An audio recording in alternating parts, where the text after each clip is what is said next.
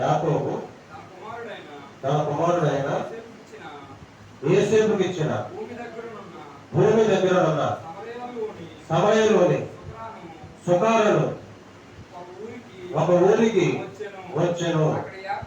అక్కడ యాకోబు బావి ఉండెను కనుక యేసు ప్రయాణం వలన అలసి ఉన్న రీతిని ఆ బావి యొక్క కూర్చుండెను. అప్పటికి ఇంచుమించు 12 గంటలాయెను. సమరయ స్త్రీ ఒకతే నీళ్లు చేదుకొనుటకు అక్కడికి రాగా యేసు నాకు దాహమునకిమ్మని ఆమెను అడిగెను. ఆయన శిష్యులు ఆహారం కొనుటకు ఊరిలోనికి వెళ్ళి ఉంటది. ఆ సమరయ స్త్రీ యూదుడైన నీవు సమరయ స్త్రీనైనా నన్ను దాహమునకిమ్మని ఎలాగూ అడుగుచున్నామని ఆయనతో చెప్పెను. ఏలయనగా యూదులు సమరయులతో సాంగత్యం చేయరు. అందుకు యేసు నీవు దేవుని వరమును నాకు దాహమునకిమ్మని నిన్ను అడుగుచున్నవాడెవడు అది ఎరిగి ఉంటే నీవు ఆయనను అడుగుదువు, ఆయన నీకు జీవజలమిచ్చునని ఆమెతో చెప్పాను. చాలు, దేవుని స్తోత్రం కలుగును గాక. ఇప్పుడు పరిస్థితి ఏంటంటే తెలుసా మీకు, ప్రపంచంలోని పరిస్థితి ఏంటంటే చాలా భయంకరంగా ఉంది. ఇప్పుడు జూలై నెల గడిచిపోతే అమ్మయ్య అనుకోవాలి, ఆగస్టు నెల గడిచిపోతే అమ్మయ్య అనుకోవాలి, సెప్టెంబర్ నెల గడిచిపోతే అమ్మయ్య గమ్మ గడ్డెక్కింది అనుకో. అది పరిస్థితి. 3 నెలలు. ఈ 3 నెలలు మీరు ఎంతో జాగ్రత్తగా ఉండాలి. ఎందుకంటే ఇంట్లోంచి బయటకు రాకుండా ఎడతెరిపి వర్షాలు కురుస్తాయి. ఆ తుఫానులు రావచ్చు, వరదలు రావచ్చు, సునామీలు రావచ్చు. అది మన దేశానికి కూడా రావచ్చు. ఎందుకంటే దేవుడు నాకు చూపించాడు కాబట్టి మీకు చెప్తాను. ఎందుకంటే నా జీవితంలో దేవుడు చూపించడమే జరిగింది. దేవుడు నాకు స్పష్టంగా చూపించాడు. ఖచ్చితంగా చాలా జాగ్రత్తగా ఉండవలసినటువంటి దినాలు. ఒకటిగా మీరు ఈ 3 నెలలకి సరిపడా నిశ్చితార్థమైన వస్తువులు ఈ గృహంలో పెట్టుకోండి. కరెంట్ పోతే దీపాలు వెలిగించుకోవడానికి, ఇంట్లో రైస్ కరెక్ట్ గా ఉండడానికి, మరి గ్యాస్ కరెక్ట్ గా ఉండడానికి, ఉల్లిపాయలు పుప్పులు పప్పులు అన్ని కూడా 3 నెలలు సరిపడగా ఇంట్లో పెట్టుకోండి. ఏమీ జరగకపోతే దేవుడి స్తోత్రం. ఒకవేళ మన ఇంట్లోంచి బయట పరిగెత్తున్న పరిస్థితి వచ్చినప్పుడు ఏంటి పరిస్థితి? తర్వాత ఇంకొక విషయం ఏంటంటే దూర ప్రాంతాలు ప్రయాణం చేయకండి. దూర ప్రాంతాలు ప్రయాణం చేయొద్దు. అదొకటి గమనించండి. ఆల్రెడీ ఫ్లైట్ టికెట్లు కూడా క్యాన్సిల్ చేసుకుంటున్నారు. తెలుసా మీకు? ఫ్లైట్ టికెట్ క్యాన్సిల్ చేసుకుంటున్నారు. దూర ప్రాంతాలకు వెళ్ళకుండా ఏం జరుగుతుందో అని. ఎందుకంటే ఈ సంవత్సరమే మంచిది కాదు. 2025 సంవత్సరమే మంచిది కాదు. ఇప్పుడు మనకి 2019 సంవత్సరంలో ఏం జరిగింది? 3 నెలలు 4 నెలలు ఇంట్లోంచి బయటకు రాకుండా ప్రపంచం అంతా కూడా లాక్డౌన్ జరిగింది. ఎవరు బయటకు రాలే, ఇళ్లలోనే ఉండిపోవాల్సి వచ్చింది. అలాంటి పరిస్థితి వచ్చి రావచ్చు అని నాకైతే దేవుడు సునామీ వచ్చినట్టు స్పష్టంగా చూపించాడు. దేవుడికి ఆ పరిస్థితి వచ్చినప్పుడు మనము సైనికుడిలోనే సిద్ధంగా ఉండాలి. మనల్ని మనం కాపాడుకోవడానికి, మన కుటుంబాన్ని మనం కాపాడుకోవడానికి, మన పిల్లలను కాపాడుకోవడానికి మనము ఒక సైనికుడి వల్ల సిద్ధపడి ఉండాలన్నమాట. లోకంలో ఉన్న వాళ్ళకి తెలియదు ఇవన్నీ, లోకానుసారం జీవించే వాళ్ళకి తెలియదు. వాళ్ళు ఎందుకంటే వాళ్ళకి తెలియదు. ఎందుకంటే వాళ్ళు సత్యగ్రహాలు, దేవుని వార్తలు వినరు, పరిశుద్ధ గ్రంథం చదవరు, ప్రార్థన చేయరు, వాళ్ళకి గ్రహింపు ఉండదు. ఏం తెలుస్తుంది చెప్పినా వినరు వాళ్ళు. కాబట్టి ఇప్పుడు ఎవరైతే మామూలుగానే ప్రయాణమై వెళ్తూ ఉంటారు, వాగు ఉధృతంగా ప్రవహిస్తూ ఉంటారు. వీళ్ళు వెనక్కి వెళ్ళలేక మరి ఏం చేయాలి? ఇంటికి వెళ్ళిపోయి ఏదో రకంగా ముందు ఇంటికి వెళ్ళిపోదాము అని అనిపిస్తుంది ప్రతి ఒక్కరికి కూడా. ముందు ఇంటికి వెళ్ళిపోతే ఎలాగైనా ఇంటికి వెళ్ళిపోవాలని అనిపిస్తుంది. ఆ ఆదుర్తంలో ఏం చేస్తున్నారంటే ఈ వాగు దాటే ప్రయత్నం చేస్తున్నారు, వాగులో కొట్టుకుపోతున్నారు. ఎన్నో 10 సంవత్సరాలుగా చూస్తున్నాం వాగుల్లో కొట్టుకుపోతున్నారు జనాలు. ఎందుకని? వాళ్ళు ఎక్కడికి వెళ్తారు? ఎవరింటికి వెళ్తారు? ఏం చేయాలి? ఎక్కడ ఉంటాము? ఏదో రకంగా ఇంటికి వెళ్ళిపోదాము. ప్రతి మనిషి కూడా ఈ ప్రయత్నంలోనే ఉంటాడు, ఏదో రకంగా వెళ్ళిపోదాం ఇంటికి. కానీ ఎంత ఉధృతంగా వాగు ప్రవహిస్తుంది, ఒకవేళ ఈ మోటార్ సైకిల్ కొట్టుకుపోతేమో, నేను కొట్టుకుపోతానేమో, సుడొచ్చేస్తుందేమో, ఆ ప్రాంతంలో గట్టిగా వాటర్ వచ్చేస్తుందేమో అనే ఆలోచన ఉండట్లేదు. వెళ్ళిపోదామని ఆ వాగులో దిగిపోతున్నారు, వాగులో కొట్టుకుపోతున్నారు. కళ్ళ ముందు కొట్టుకుపోవడం ఎంతో మంది చూస్తాం. కాబట్టి జాగ్రత్తగా ఉండండి దయచేసి. మీలో ఎవరికైనా సరే ఏ విధమైన ఇబ్బంది కలిగినా అంటే నాకు ఫోన్ చేయండి, నేను ప్రార్థన చేస్తాను. ఖచ్చితంగా దేవుడు మీకు సాయం చేస్తాను. ఎందుకంటే మా ప్రార్థన దేవుడు ఆలకిస్తున్నాడు, నా నమ్మకం బాగుంది. మీకు ప్రార్థన దయచేసి నాకు ఫోన్ చేయండి. మీకు ఎవరికి ఏ విధమైన ఇబ్బంది వచ్చినా నాకు ఫోన్ చేయండి, ముందుగానే చెప్తున్నాను. చూడండి, ఇక్కడ వాక్య భాగంలో అక్కడ యాకోబు బావి ఉండేను కనుక యేసు ప్రయాణం వల్ల అలసిన రీతినే ఆ బావి వద్ద కూర్చుండేను. ఇప్పుడు ఇది సమరయ ప్రాంతం. ఈ సమరయ ప్రాంతం ఎక్కడ ఉందంటే యోదయకు గలిలయకు మధ్యలో ఉంది సమరయ ప్రాంతం. యోదయ ప్రాంతానికి గలిలయ ప్రాంతానికి అది సెంటర్ పాయింట్ సమరయ ప్రాంతం. దీన్ని సమరయ ప్రాంతం అని ఎందుకన్నారంటే అలా మిశ్రిత జనం అంటే అందరూ ఉంటారు, అంటే మిశ్రిత జనం. ఇప్పుడు యూదులు అంటే వాళ్ళ ప్రత్యేకమైన జనం, యూదులు మాత్రమే. యూదులంటే యూదులు మాత్రమే, ఇంకా బయట ఎవరు ఉంటాం, వేరే జాతులు ఉండవు. వీళ్ళు ఎలా కాదు, సమరయులు ఎలాగంటే వాళ్ళు మిశ్రిత జనాంగం వాళ్ళు, అంటే అన్ని రకాల ప్రజలు అక్కడ ఉన్నారు. అందుకనే యూదులు ఈ సమరయుల్ని అసహించుకుంటారు. అసలు ఆ ఊర్లో అడిగే పెట్టరు, ఆ ప్రాంతంలోకే అడిగి పెట్టరు. వాళ్ళు ఏం చేస్తారు? యోదయ నుంచి గల్లే ప్రాంతానికి వెళ్ళడానికి చుట్టూ తిరిగి వెళ్తారు, కానీ సమయం నుంచి వెళ్ళరు. సమయం మీదుగా వెళితే గల్లే ప్రాంతం దగ్గర వాళ్ళు వెళ్ళరు. వాళ్ళు యూదులు ఎలా ఉంటారంటే వాళ్ళ ధర్మశాస్త్రం పాటిస్తారు, ఒక ప్రత్యేక వస్త్రాధారణ కలిగి ఉంటారు. వాళ్ళు వాళ్ళ తప్ప వేరే వాళ్ళని ఇంటికి రారు, వాళ్ళ ఇంటికి వెళ్ళరు. ఇంకోటి, వాళ్ళు సాధారణంగా పట్టణంలో ఉంటారు, అసలు మాట్లాడరు, తల వచ్చుకొని వెళ్ళిపోతారు అంతే. ధర్మశాస్త్రం మాత్రం పాటిస్తారు, యెహోవా దేవుడిని దేవుడని నమ్ముతారు. ఆఖరికి యేసు ప్రభువును కూడా దేవుడని నమ్మలేదు. వాళ్ళు యేసు ప్రభువు దేవుడి దగ్గర నుంచి వచ్చాడు, ఆయన దైవ కుమారుడు అని వాళ్ళు నమ్మలేదు. కానీ కొంతమంది నమ్మారు. ఆ నమ్మిన వాళ్ళని మత ప్రవిష్టులు అంటారు. నమ్మని వాళ్ళు కొంతమంది నమ్మారు దేవుడే, కొంతమంది గ్రహించారు యూదుల్లో, వాళ్ళని మత ప్రవిష్టులు అంటారు. కొంతమంది అసలు యేసు ప్రభువును కూడా దేవుడని నమ్మలేదు. అది వీళ్ళని ఎందుకు అసహించుకుంటారంటే వాళ్ళు మిశ్రిత జనాంగం, వాళ్ళు మంచోళ్ళు కాదు, వాళ్ళు పాపులు, వాళ్ళు అపవిత్రులు, వాళ్ళు ధర్మశాస్త్రం పాటించరు అని వాళ్ళని అసహించుకుంటారు. ఇక్కడ యాకోబు బావి ఉంది. యాకోబు బావి, యాకోబు ఎక్కడ ఉన్నాడు? మనకి పాత నిబంధన, కొత్త నిబంధనలోని యాకోబులు ఉన్నారు, పాత నిబంధనలోను యాకోబు ఉన్నాడు. ఈ చెప్పేది పాత నిబంధనలోని యాకోబు, అంటే ఇస్సాకు కుమారుడైనటువంటి యాకోబు, అంటే అబ్రహాము మనవడు, అబ్రహాము మనవడైనటువంటి యాకోబు. ఆ యాకోబుకి 12 మంది కుమారులు తెలుసు కదా. ఆ 12 మందిలో 11వ యోసేపుకి స్వాస్థ్యంగా ఇచ్చిన భూమి అది.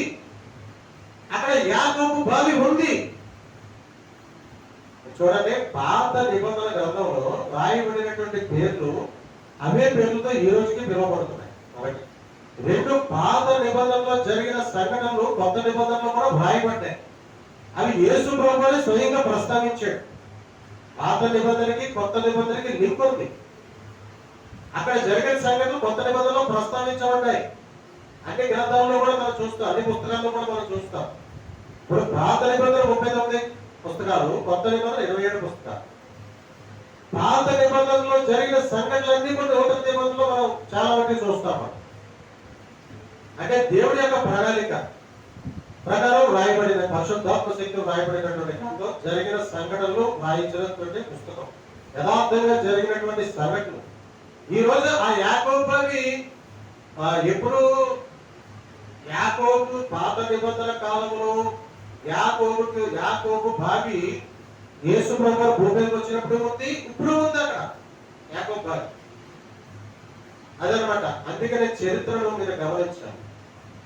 ఆ యాకోబు బావి దగ్గరికి వెళ్ళాడు యేసు ప్రభువు. ఎందుకని? అది సమరయ ప్రాంతంలో ఉందని, దాన్ని షెకెము అని అంటారు. అప్పుడు పాత నిబంధన కాలంలో షెకెము అని అంటారు, యేసు ప్రభు కాలంలో సమరయ ప్రాంతం అని అంటారు. అక్కడే యేసేపుని కూడా సమాధి చేసిన ప్లేస్ కూడా అదే. యేసేపు ఐగుప్తు నుంచి తీసుకొచ్చారు కదా వాళ్ళ తమ్ముళ్ళు, ఆ ఎముకలు పట్టుకొచ్చారు కదా, ఆయన అక్కడే సరిపెట్టుకోవాలి. ఆ ఎముకలు తీసుకొచ్చి ఇక్కడ పాతి పెట్టారు. అక్కడ అంటే ఆయన స్వాస్థ్యము, ఆ భూమి యేసేపు స్వాస్థ్యం. మరి యేసు ప్రభు కూడా అక్కడికి వెళ్ళారు. మరి యేసు ప్రభు కూడా యూదుడే కదా. యేసు ప్రభు కూడా అబ్రహాం సంతానము, దావీదు కుమారుడు, ఆయన కూడా యూదుడే. మరి యూదులకున్న కట్టుబాటు ప్రకారంగా ఆయన కూడా సమరయ ప్రాంతంలోకి వెళ్ళకూడదు. ఆయన వెళ్ళాడు. ఎందుకంటే దేవుడికి, యేసు ప్రభు దేవుడు కాబట్టి దేవుడికి క్యాస్ట్ ఫీలింగ్ ఉండదు. దేవుడికి జాతులు వేరే, ఆ జాతి ఈ జాతి, తక్కువ కొలమలు వీళ్ళు ఎక్కువ కొలమలు అనేది దేవుడికి ఉండదు సుమా. దేవుడికి అందరూ ఒకటే. మనం ఏ కులంలో ఉంటున్నా, ఏ జాతిలో ఉంటున్నా దేవుడికి అందరూ సమానమే. దేవుడి దృష్టిలో అందరూ సమానమే. అందుకనే దేవుడు ఆ భేదం చూపించలేదు. ఆ ప్రాంతంలో వెళ్ళకూడదు అని అనుకోలేదు. అనుకుంటే ఆయన అక్కడికి వెళ్ళడు. ఆయన దేవుడు కాబట్టి. అందుకనే మనం కూడా దేవుడు స్వభావం ధరించుకుని దేవుడిలాగా ఉండి తారతమ్యాలు చూపించకుండా, క్యాస్ట్ ఫీలింగ్ అనేది చూపించకుండా, ప్రాంతీయ ఫీలింగ్ అనేది చూపించకుండా, అందరూ ఒకటే, అందరూ సమానమనే భావంలో ఉండాలి మనం కూడా. అప్పుడు దేవుడు సంతోషిస్తాడు. లేకపోతే వీడి క్యాస్ట్ ఫీలింగ్ ఉందంటే దేవుడికి ఆయన బాధపడతాడు. ఆయన అదే వీడు ఏం తెలుసుకున్నాడు నాయన, వీడు పరిశుద్ధ గ్రంథం ఏం తెలుసుకున్నాడు, వీడు ఇంకా క్యాస్ట్ అంటున్నాడు, ఇంకా తెలంగాణ అంటాడు, ఆంధ్ర అంటున్నాడు, ఇంకా ఆ దేశం ఈ దేశం అంటున్నాడు అని దేవుడు అనుకుంటాడు. అందుకని మనకి మానవులందరూ ఒకటే. ప్రపంచంలోని పుట్టిన మానవులందరూ దేవుడి బిడ్డలే, వాళ్ళందరూ ఒకటే అనుకుంటే అప్పుడు మనకి దేవుడు స్వభావం వచ్చినట్టు లెక్క. లేదంటే తారతమ్యాలు చూపిస్తే మనకి కొంచెం మనం వెనకబడే పరిస్థితి వస్తుంది అనమాట. అది అందుకని కొంచెం జాగ్రత్తగా ఇక్కడ దైవం కరెక్ట్ గా రక్షణ పొందుకుని, పరిశుద్ధాత్మను పొందుకుని దేవుడిలో ఉంటే, దేవుడిలో ఉన్నవాడికి ఏదో పెద్ద పొలంలో పుట్టి ఆ లోకానుసారంగా జీవించే కంటే ఈ తొక్కు పొలంలో పుట్టి రక్షణ పొందుకున్న బిడ్డ బెటరు. వాళ్ళు అనుకుంటారే నాకేంటి, నేను రాజులు, నేను అధికారులు, నేను ప్రధానులు, నేను ముఖ్యమంత్రిని, లేదా నేను ప్రధానమంత్రిని, నేను ఎమ్మెల్యేని, ఎంపీని అనే గర్వం మనుషులకు ఉంటుంది. కానీ దేవుడికి ఉండదు సుమా. దేవుడి దృష్టిలో వాళ్ళందరూ, వాళ్ళు వీళ్ళు అందరూ ఒకటే. ఆ ప్రధానమంత్రి చచ్చిపోతాడు, మనము చచ్చిపోతాం. ఆ ప్రధానమంత్రి సమాధానం వెళ్తాడు, దుబాయ్లో వెళ్తాడు, మనం అక్కడికి వెళ్తాం. అందరూ అక్కడికి పోవాల్సిన వాళ్ళే. దావీదు అన్నాడు కదా, లోకందరూ పోవాల్సిన రీతిగానే నేను పోవాల్సి ఉన్నది. అందరూ అన్ని అంటున్నారు. పాట కూడా ఉంటాయి, పర్వతాలు అడ్డం కాదు శ్మశానానికి అని పాట. పర్వతాలు అడ్డం కాదు శ్మశానానికి. అది యేసు ప్రభువుగా ఫీలింగ్ లేదు. అందుకే ఆయన సమరయ ప్రాంతంలోకి వెళ్ళిపోయాడు. ఆయనకు ఒక ఉద్దేశం ఉంది. ఏంటో ఉద్దేశం? సమరయ స్త్రీకి సువార్త చెప్పాలి. ఈయన అదంతా చుట్టూ తిరిగితే చాలా రోజులు టైం పడుతుంది. అయితే ఆయన అది చాలా రోజులు పడుతుందని ఆయన షార్ట్ కట్ లో వెళ్ళలేదు. ఆయనకు అసలు ఫీలింగ్ లేదు. ఏ ప్రాంతమైనా ఉంటే, ఆయనకి ఏ దేశమైనా ఉంటే, ఎవరైనా ఉంటే అందరూ సమానమే, అందరూ ఆయన బిడ్డలే. ఎక్కింది. ఇది సమరయ ప్రాంతంలో. అక్కడ అప్పుడు మిట్ట మధ్యాహ్నం 12 గంటలైంది టైం. మిట్ట మధ్యాహ్నం 12ంటికి వచ్చిందారు. ఎందుకు మిట్ట మధ్యాహ్నం 12ంటికి వచ్చింది? అది ఎవరు లేని సమయం. అది ఇప్పుడు ఊరందరూ కూడా 10 గంటలలోపు వచ్చి నీళ్ళు పట్టుకుని వెళ్ళిపోతారు. 12 గంటలకి 10:30, 11 గంటలకు భోజనం చేసేసి రెస్ట్ తీసుకునే సమయం అది. ఎవరు బయటకు రారు సాధారణంగా. ఆ సమయంలో ఎవరు రారు, ఎవరు నూతి దగ్గర ఉండరు అనుకున్నప్పుడు ఈవిడ వచ్చింది. ఎందుకంటే ఈవిడ ఒక చెడ్డ స్త్రీ. ఈవిడ పాపం మంచిగా లేదు. ఆవిడ పాపంలో జీవిస్తుంది. ఆవిడని చూసి ఊరందరూ అసహించుకుంటున్నారు. ఒకవేళ ఎవరైనా ఉన్నప్పుడు ఆవిడ బాగా ఎగిరిపోతే అంటారు, అసహించుకుంటారు, తిడతారు. అందుకని ఈవిడ ఎవరు లేనప్పుడు ఆ 12 గంటల ప్రాంతంలో అక్కడికి వచ్చారు. యేసు ప్రభు వారు అక్కడికి వచ్చారు. ఆవిడ దేవుడు మనుషుల దృష్టిలో ఆవిడ చెడ్డ స్త్రీ అయినప్పటికీ కూడా దేవుడే ఆవిడ దగ్గరికి వచ్చారు. చూసారా మీరు? గమనించారా? అంటే దేవుడి దృష్టిలో మంచోళ్ళు చెడ్డోళ్ళు అని కూడా ఉండదు. దేవుడు మంచి వాళ్ళని ప్రేమిస్తాడు, చెడ్డ వాళ్ళని ప్రేమిస్తాడు. మనకి వ్యభిచార స్త్రీని అందరు వాళ్ళు ఎత్తి కొట్టి చంపేయాలనుకుంటారు. యేసు ప్రభు ఏం చేస్తాడు? మీలో తప్పు చేయని వారు, పాపం చేయని వారు ఎవరో ముందు వాళ్ళు పెట్టేయినారు కదా. అప్పుడు అని కింద ఆయన పేర్లు రాస్తా ఉంటాడు, ఒక్కొక్కరి చరిత్ర రాస్తా ఉంటాడు. ఎందుకంటే దేవుడికి అందరి చరిత్ర తెలుసు, దేవుడికి అందరి జీవితాలు తెలుసు, దేవుడికి అందరి హృదయాలు తెలుసు.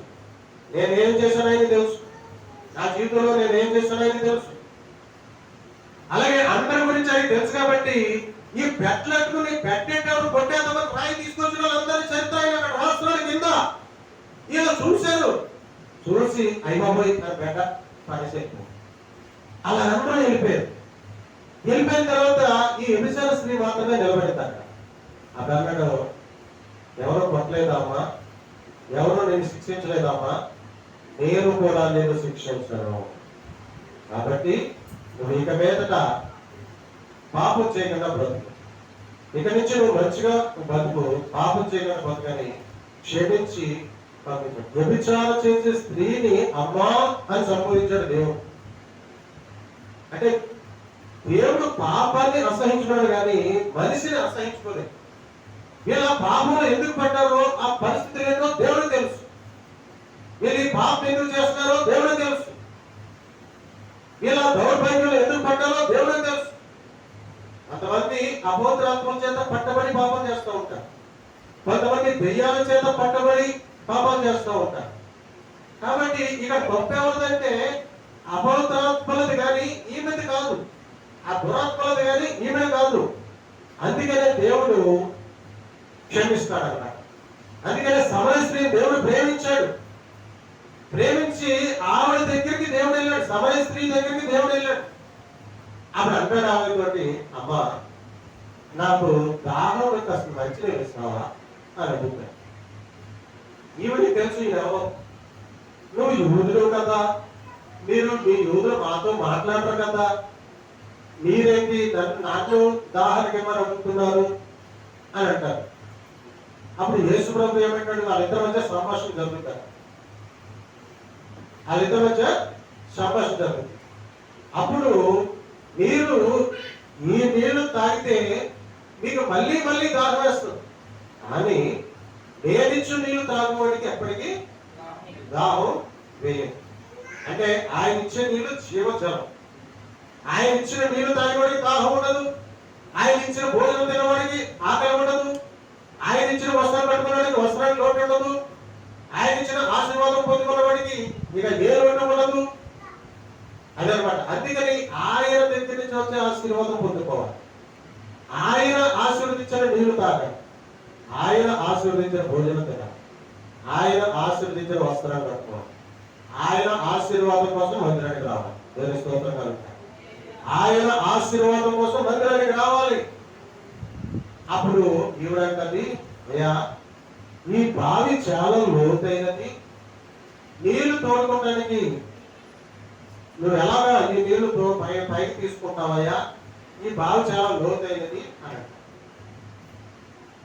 అప్పుడు ఈ మాట చెప్తాను కదా, నేను ఇచ్చిన నీళ్లు త్రాగేవాడు, అసలు నేను ఎవరో నీకు తెలిస్తే నువ్వు ఈ మాట అను,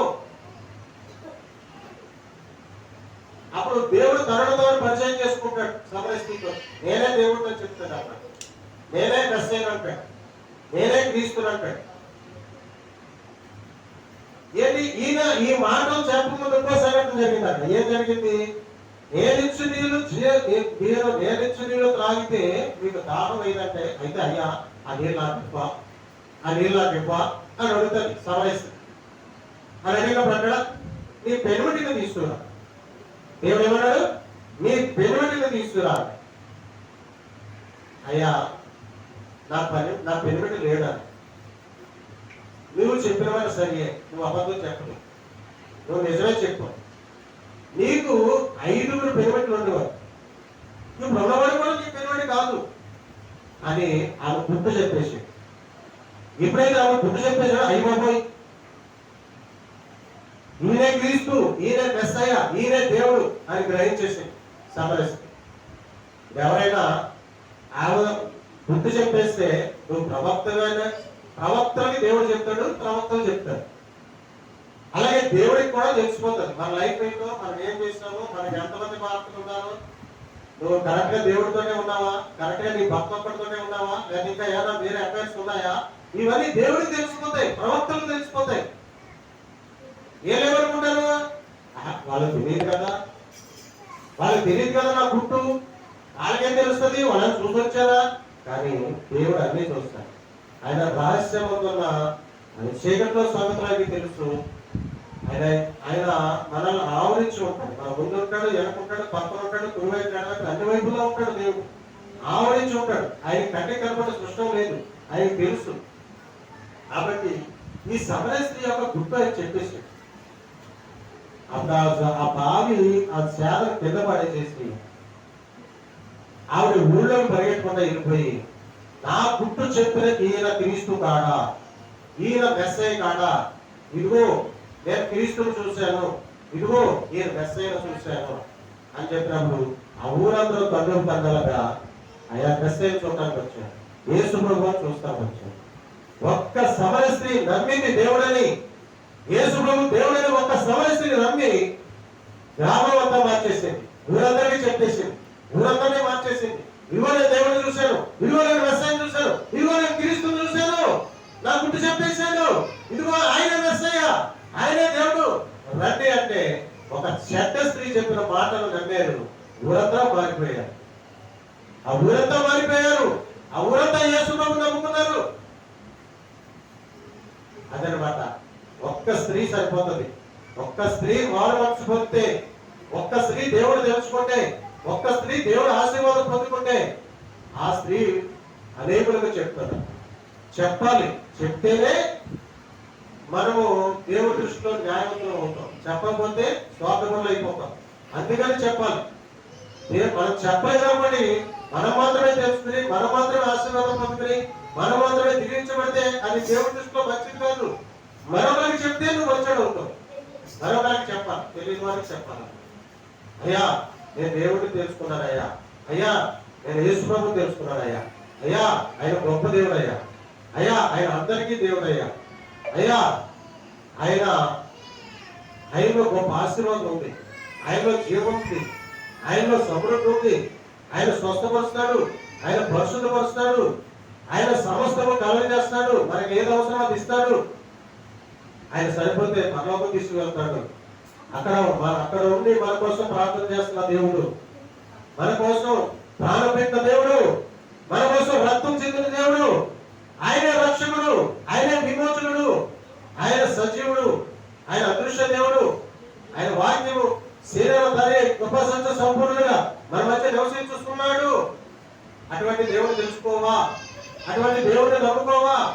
ఎంతకాలం ఈ కష్టాలతో ఉంటారమ్మా, ఎంతకాలం ఈ ఇబ్బందులతో ఉంటారమ్మా, ఎంతకాలం ఈ అనారోగ్య సమస్యలతో ఉంటారమ్మా, ఎంతకాలం ఇక ఇలా కుమిలిపోతూ ఉంటారు అని మనము చెప్పాలి. సువార్త దేవుడి దగ్గరకు వచ్చారనుకోండి, వాళ్ళు దేవుడు ప్రభు నమ్ముకున్నారు, వాళ్ళ కుటుంబం కట్టబడింది అనుకో, వాళ్ళ ఆశీర్వాదం పొందుకుంటే ఆ ఆశీర్వాదం ఎవరు చెప్పారో వాళ్ళకు కూడా వస్తుంది. ఎవరు దేవుడికి ప్రజెంట్ చేశారో, మన ఇరుగు పరివారాన్ని దేవుడి దగ్గర ప్రజెంట్ చేయాలి, మన బంధుమిత్రులను దేవుడి దగ్గర ప్రజెంట్ చేయాలి, మన స్నేహితులను దేవుడి దగ్గర ప్రజెంట్ చేయాలి. మన బిడ్డలు దేవుడి దగ్గర ప్రజెంట్స్ చేయాలి, దేవుడికి అప్పగించాలి, ప్రభువుకి అప్పగించాలి. ఆయన చూసుకుంటాడు, ఆయన చూసుకుంటాడు. మన అంతవరకు చూడలేదు. మన పనులు మనకు ఉంటాయి. కానీ ఇప్పుడు నా బిడ్డ ఉంటాడు, స్కూల్కి పంపించేస్తాను. స్కూల్లో అక్కడ ఏం జరుగుతుందో నేను చూస్తానా? ఏదైనా ఊరు పంపుతాను, అక్కడ ఏం జరుగుతుందో నేను చూస్తానా? వాళ్ళు ఉద్యోగాల్లో ఏం చేస్తారో నేను చూస్తానా? కానీ దేవుడు చూస్తాడు. దేవుడు అన్ని సమయాల్లో చూస్తాడు, అన్ని సమయాల్లో కాపాడుతాడు. దేవుడు నేను ఒక ప్రార్థన చేస్తానంటే, ప్రభువా నా బిడ్డలు కాపాడు, నా బిడ్డల్ని గొప్ప భద్రపరచు, అలా నా బిడ్డలు తోడుగా ఉండు, అయ్యా నా బిడ్డలు రక్షించుకోండి అని నేను ప్రార్థన మాత్రం చేస్తాను. దేవుడికి పరిచయం చేస్తాను, దేవుడికి ప్రజెంట్ చేస్తాను, ప్రార్థన మాత్రం చేస్తాను. అప్పుడు దేవుడు వాళ్ళని అన్ని వేళలా కాపాడుతాడు. మనం కాపాడలేము, మన పిల్లలు అన్ని వేళలా మనం కాపాడలేము. దేవుడు కాపాడుతాడు, ఎక్కడున్నా దేవుడు కాపాడుతాడు. అతను నా బిడ్డ ఇప్పుడు ఢిల్లీ వెళ్ళాడు, కానీ నేను ఇక్కడ హైదరాబాద్ లో ఉన్నాను. నా బిడ్డ నేను కాపాడగలనా? అక్కడ ఏదైనా జరిగితే నేను కాపాడగలనా? నేను కాపాడలేను. నా దేవుడు కాపాడుతాడు, నేను నమ్ముకున్న దేవుడు కాపాడు. అందుకని మన బిడ్డలు దేవుడు అప్పగించాలి, మరి విడిపోయే వాళ్ళని దేవుడు అప్పగించాలి. సమర స్త్రీ చట్టస్త్రీ అంటే ఒక దేవుడిని తెలుసుకోండి, దేవుడి గురించి 10 మందికి చెప్పింది, అనేక మన దేవుళ్ళకి నడిపించింది, ఒక గ్రామాన్ని మార్చేసింది. ఆవిడ చట్టస్త్రీయే, అందరూ అసహించుకునే స్త్రీయే. మరి ఆవిడ ఎందుకు దేవుడు దర్శించాడు? దేవుడి దృష్టిలో అందరూ సమానమే. అందుకనే అంత మంచి దేవుడు మన దేవుడు, క్షమించే దేవుడు. పాపాలను క్షమించి తిరిగి, కాకపోతే దేవుడిలోకి వచ్చిన తర్వాత మళ్ళీ పాపం చేయకూడదు, గుర్తుపెట్టుకోండి. మళ్ళీ పాపంలో పడకూడదు. దేవుళ్ళకి వచ్చేసిన తర్వాత మళ్ళీ పాపం చూడకూడదు. అంతే. నీ కళ్ళు పవిత్రంగా ఉండాలి, నీ మాట పవిత్రంగా ఉండాలి, నీ పెదవులు పవిత్రంగా ఉండాలి, నీ శరీరం పవిత్రంగా ఉండాలి. అప్పుడు దేవుడు మహిమను పొందుకుంటాం, ఆయన ఆశీర్వాదం పొందుకుంటాం, మన అద్భుతాలు మన జీవితంలో దొరుకుతాయి. మనం దీవించబడతాం, మన పిల్లలు దీవించబడతారు, మనము దినదినము అభివృద్ధి చెందుతాం. ఆ తర్వాత పరలోకంలో ఎటర్నల్ లైఫ్ నిత్య జీవం పొందుకుంటాం. మనం జీవజల వృక్ష ఫలంలో భుజించే అర్హత పొందుకుంటాం మనం. ఇక చావు అనేది ఉండదు. ఇక ఈ ఆత్మకు చావు ఉండదు. ఒకవేళ దేవుడు తెలుసుకోకపోతే ఆత్మని నరకంలో పడినా అది కాలిపోతుంది, ఆత్మ నశించిపోతుంది. కానీ దేవుడిలోకి వచ్చిన ఆత్మ నశించదు. ఈ ఆత్మ ఇక్కడ ఈ దేహాన్ని విడిచిపెట్టేసిన తర్వాత పరలోకానికి వెళ్ళి దేవుడి దగ్గరతో ఉండి దేవుడితో కలిసి యుగయుగాలు వాళ్ళు ఉంటారు. ఇక మనం ఎంత పడతాము? దేవుడితో 7 సంవత్సరాలు విద్య భోజనం తింటాము, ఆయనతో భూమి మీదకి వస్తాము, 1000 ఏళ్ల పరిపాలన ఆయనతో చేస్తాము. ఆ తర్వాత మళ్ళీ ఆయనతో మనం ఎంత పడతాము? ఆయనతో నిత్య జీవం, ఆయనలోనే ఉంటాం మనం. అంటే దేవుళ్ళో ఉంటాం మనం. ఇక మన ఆత్మలు దేవుడితో ఉంటాయి, దేవుడితో కనెక్ట్ అయిపోతాయి. ఈ ఆత్మ దేవుడితో కనెక్ట్ అవ్వాలి. ఈ ఆత్మ దేవుడితో కనెక్ట్ అయిపోతే ఇక ఈ లోపల ఏం జరిగినా వచ్చే నష్టం ఉంది. ఏ రకంగా చచ్చిపోయినా వచ్చే నష్టం లేదు.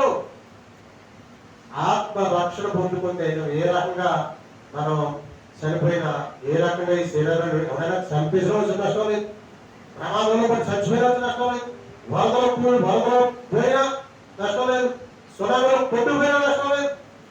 ఎందుకంటే ఊపిరాగిపోతే ప్రాణం ఆత్మలు వేసిపోతే ఆ దేహాన్ని. ఇది పోతుంది, ఎక్కడ పోతే నీకు ఎదిగా, ఈ దేహం ఎక్కడ పోతే నీకు ఎందుకు? నీ ఆత్మ దేవుడి దగ్గరికి వెళ్ళిపోతుంది. దేవుని స్తోత్రం కలుగును గాక. నాకు గొప్పలోకి దేవుడు నడిపించును గాక.